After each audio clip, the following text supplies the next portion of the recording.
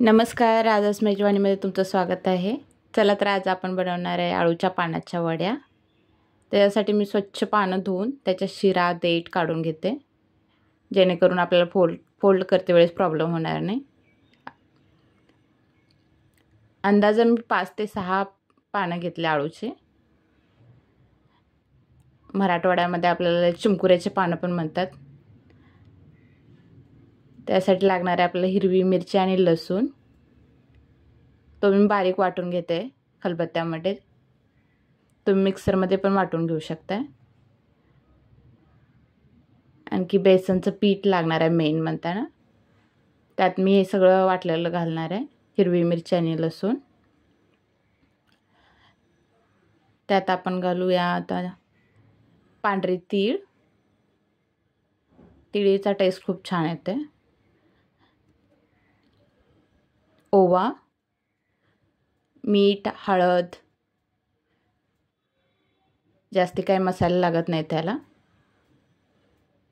चवीपुरतं आपलं मीठ जेवढं लागते तेवढं तुमच्या अंदाजानुसार।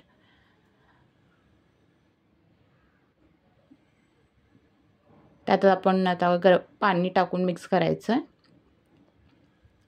जास्ती पातळ नाही ना घट नाही, आपलं जेणेकरून पानाला आपल्याला चिटकणार असं। बघू शकता तुम्ही, असं ठेवायचं आहे आपल्याला पीठ। आता मी एक एक पान घेऊन असं पलटी पानाला लावणार आहे।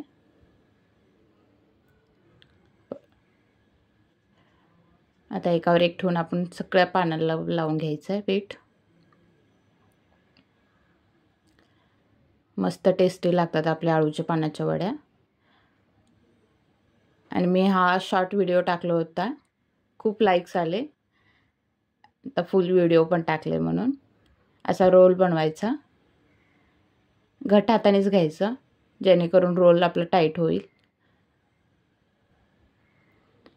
बघू शकता तुम्ही, मस्त आपला रोल तयार झालाय।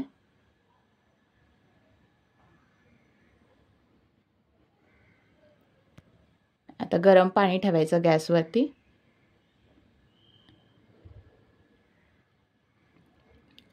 चाळणीला मेन मी तेल लावले, जेणेकरून खाली चिटकणार नाही।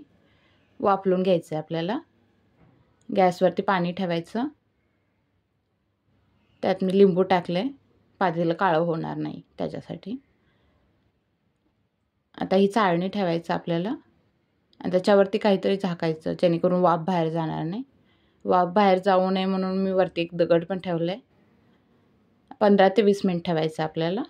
आपलं वाफलून झालं की तेल गरम करायला ठेवले मी।